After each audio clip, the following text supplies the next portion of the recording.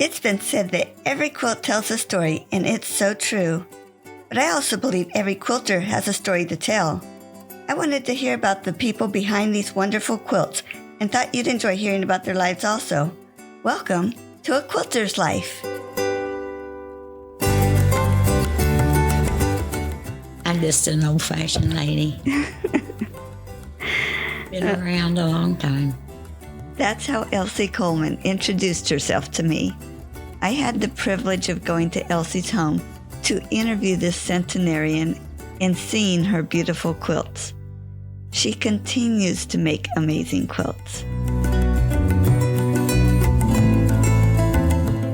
Loretta Farley from Stitchin, the shop that you went into, she called me with your name, and then I contacted you. But Loretta said that when you were talking to them, and that was Shirley Cox, the owner, Loretta Farley, and Sally Maddox was in there. And they said all three of them looked at each other and said, Paula needs to talk to her. Okay. So yeah, I can talk. So I am so excited. I'm glad. I'm kind of a nut, but that's okay. I'm here. I'm happy. I'm well. That's great. So great. Before we get started on your story, can you tell me what you thought of Shirley's shop, Stitchin? In Belpre? Yeah. Oh, it's really nice. And that's where I found that one piece with all the circles on it. I had a quilt there to make, and I used that for the background, and then used my head a little bit. And when I quilted it in circles. Oh, fun. So they're in circles. And I love that little quilt more than some of these that I spent hours on. And I have some nice quilts. Yeah. And old ones. They're beautiful. Yeah, I'm real proud of them. I was just saying to my son today, do you suppose I ought to have these insured? If there was a fire or something, because there's hundreds of dollars worth of quilts there and lots of time put in. Yeah. I'm working on one now upstairs. So, I mean, I keep something going all the time. That's great. I've got a lot of little things out, like I'm the oldest member of our church. I'm very faithful. I go all the time. One of the oldest of my class in 1941, PHS, who I love and loved the football team. And I have a lot of little things I'm proud of. I'm kind of silly. So you've always lived here in Parkersburg? No, I was born in the first few years, I'd say till I was about 7 years old, maybe. We lived in Wheeling. Out of 8 children, I was the only one born in West Virginia. And my dad, years and years ago, he was a railroader, and he was stationed, or however they said it back then, in Missouri, out in California. I had a sister born in Los Angeles. She loved it, and she lived to be 100, I think about 100, close to 101. So we're kind of scattered around, but my father got caught in the Depression. Sad, sad, sad. He had just built a big new home. He had 2 boys in Lindsley Institute, which was nothing but boys' military school in Wheeling. And when we moved to Parkersburg, it was 1937. And I went to PHS, which my brother, probably the 4th in line or something, he graduated from Parkersburg High School. Also, because he was here, they were fighting leukemia and things back then. They didn't know what to do for you. Sad. We were a happy family, and you never knew my dad lost everything. A business, 2 homes. Sad. Mm-hmm. So we're all pretty tough. That was a hard time. Terrible. People don't realize. Mm-mm. He never complained. Then when my mother passed away, She had a heart condition, died of a massive heart, couldn't do anything in her 60s. And my dad made his home with me. I said, "You'll live with me, Daddy." So he did. Great. Several years.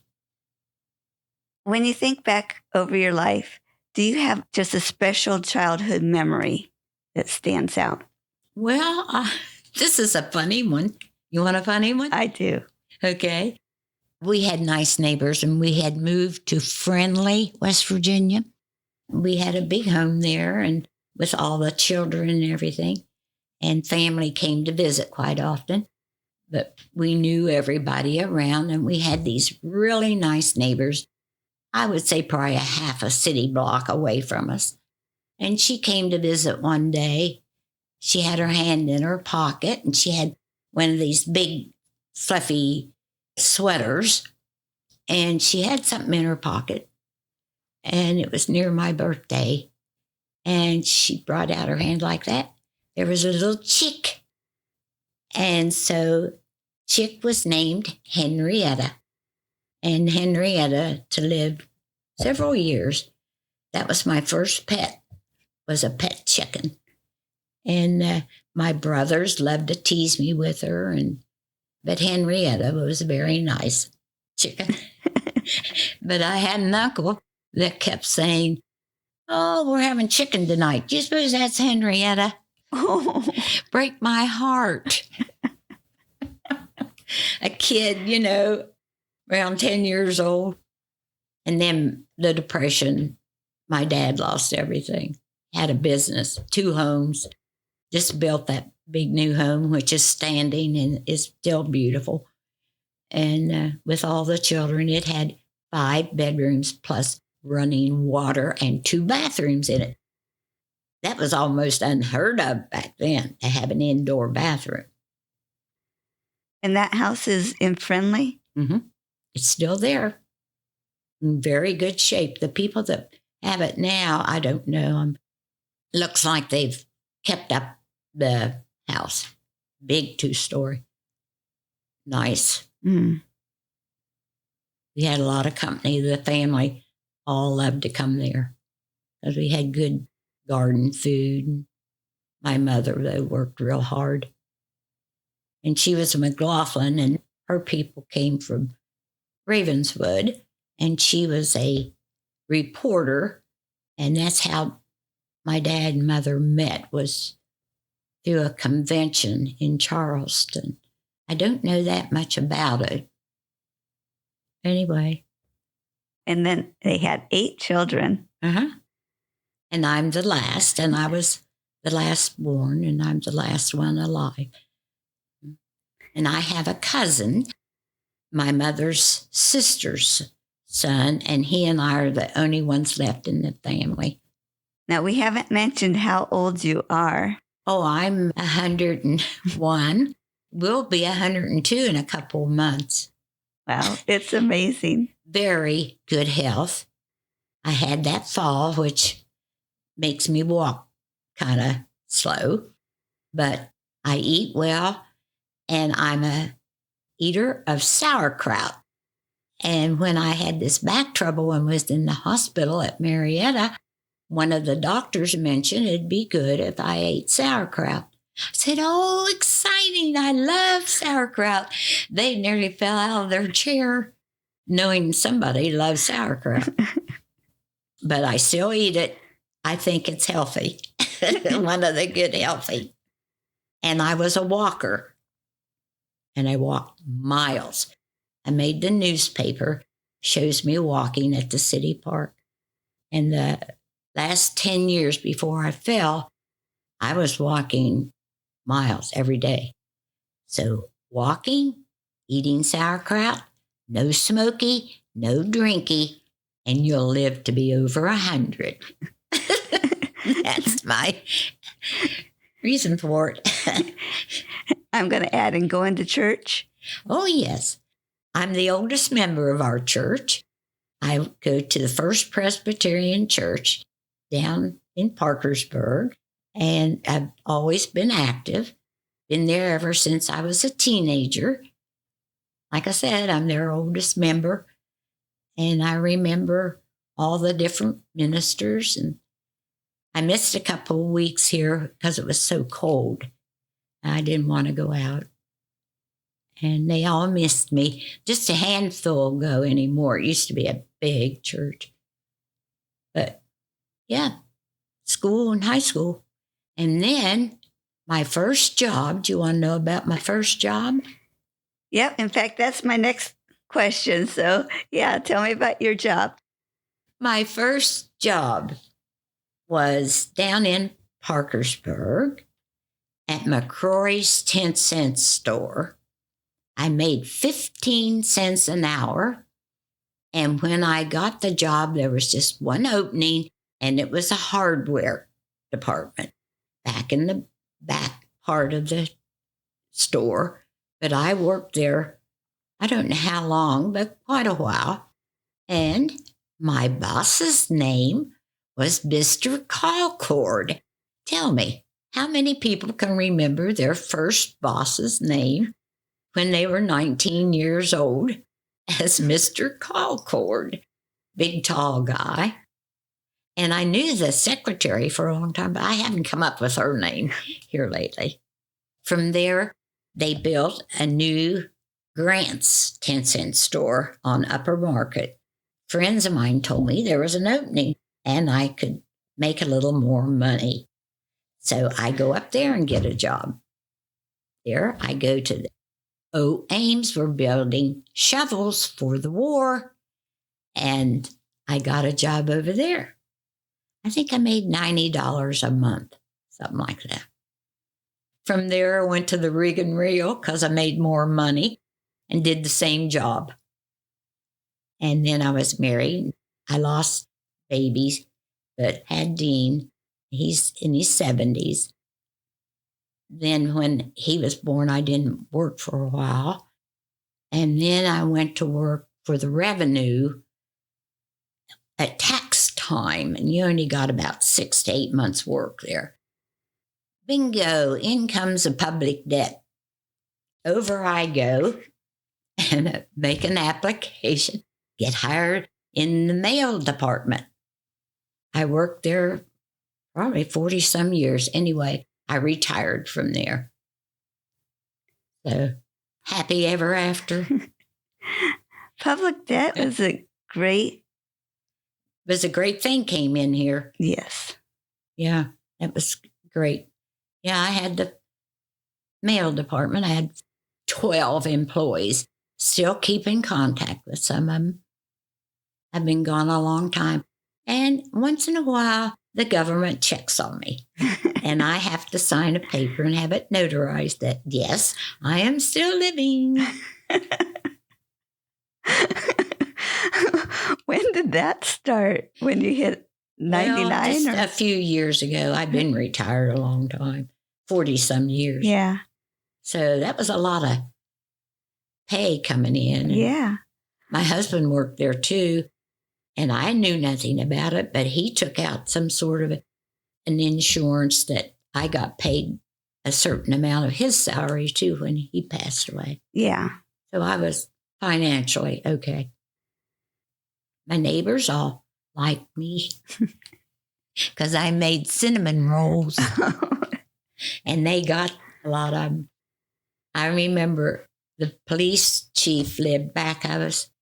And one night I made him, I think Dale was already gone. And I had made sourdough cinnamon rolls. Delicious. Anyway, I called. It was around 10 o'clock. I said, I just took out some sourdough cinnamon rolls out of the oven. Would you like some? I'll meet you halfway. So went out the back door and he went out his door and handed him over a plate of cinnamon rolls. I imagine he still remembers that. Oh, dear. I had a lot of good friends and neighbors. I try to be good and good to people. Mm-hmm. I've been here over 10 years because they needed a home and we got rid of mine and here we are. This is a beautiful home. Mm-hmm. And I have up in the corner.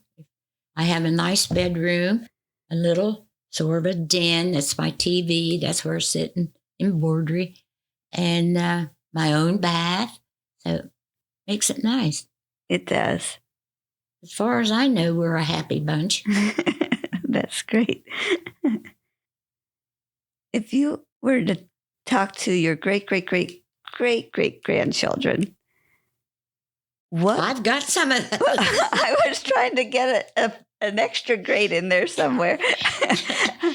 What would you want them to know about you? How would you describe yourself to your future generations? Well, I think people need to share their care for each other more. And everybody up here is pretty good about being good to their neighbors. Now, they're not rushing in on you and doing all that, but everybody is neighborly, let's say.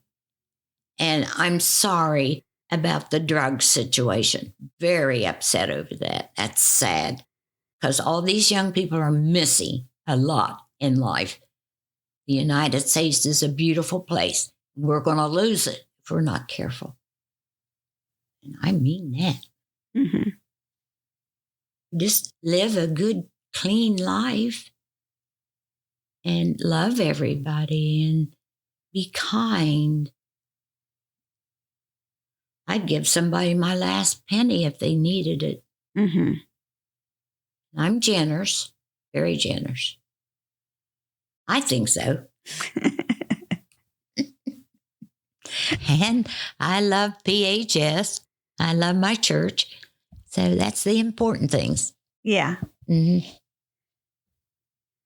Before we get to talking about your quilts, are there any other crafts that you have done?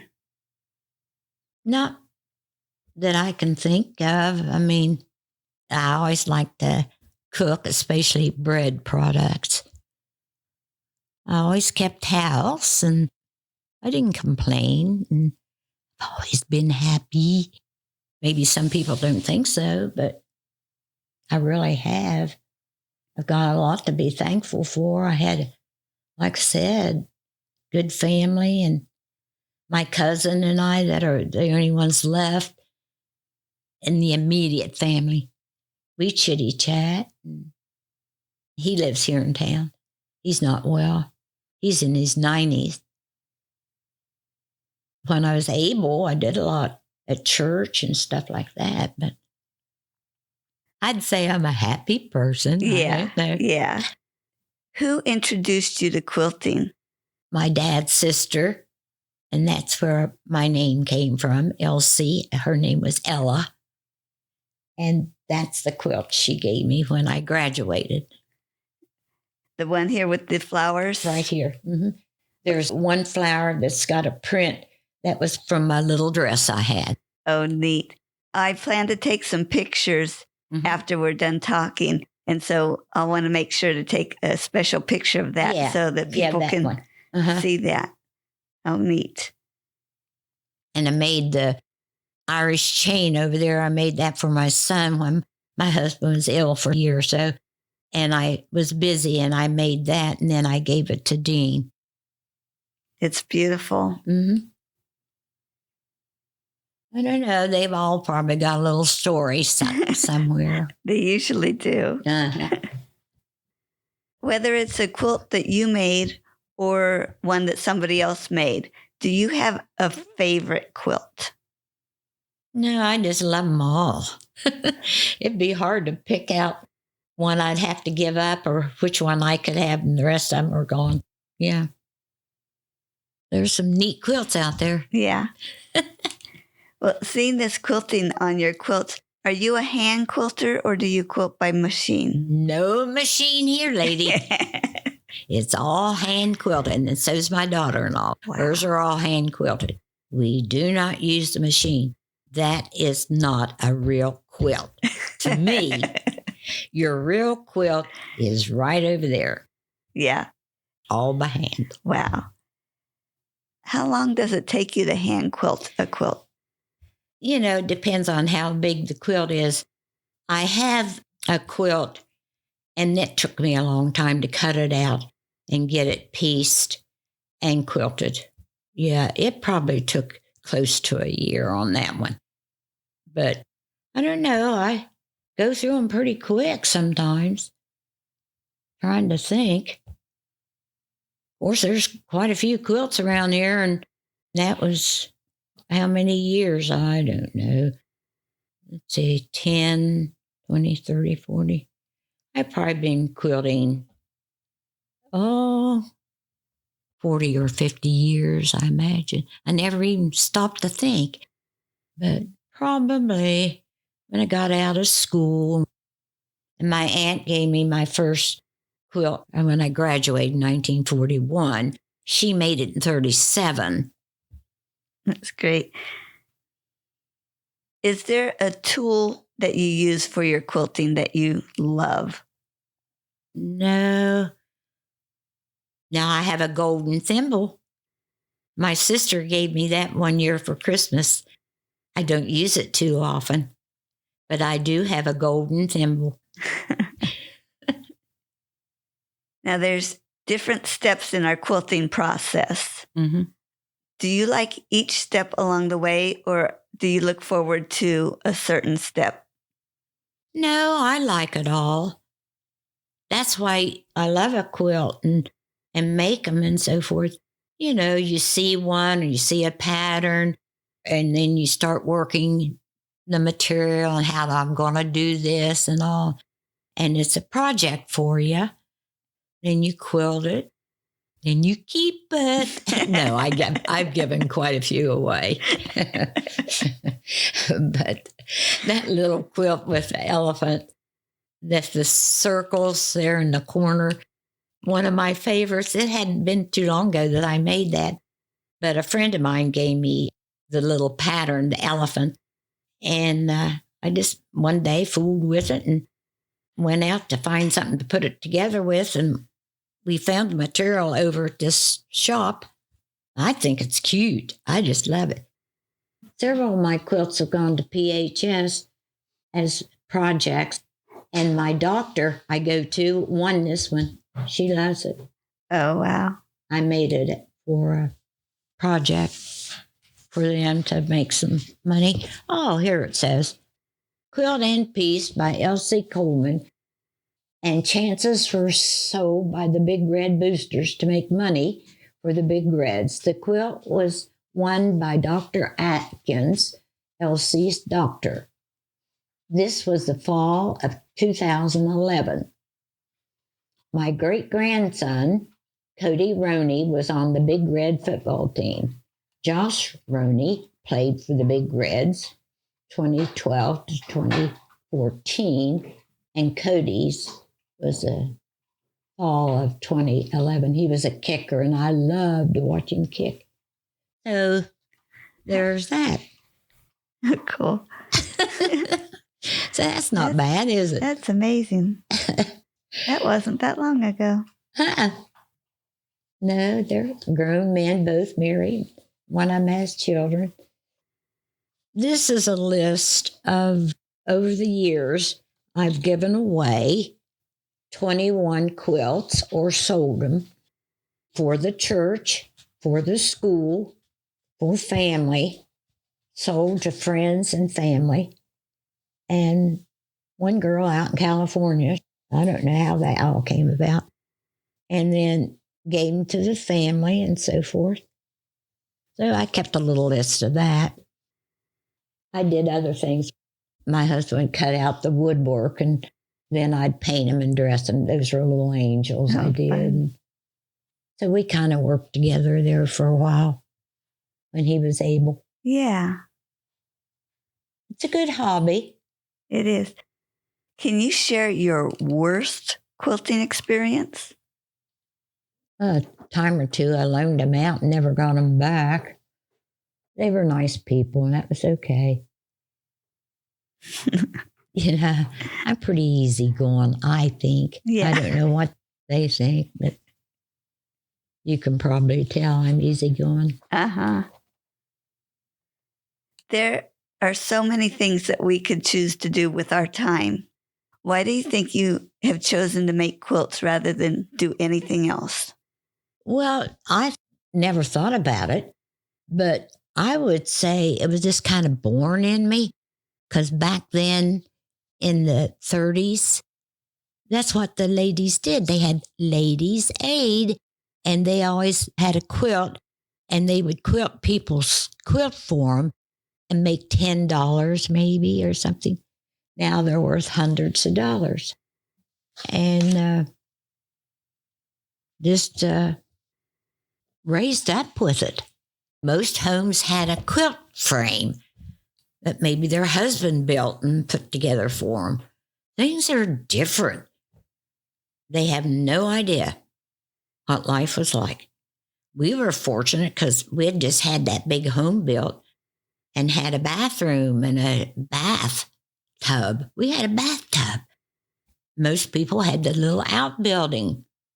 We had one, but when we got that big new home, why, it had a lavatory, I guess you'd call it, on the first floor, and then the big bathroom on the top floor where the bedrooms were.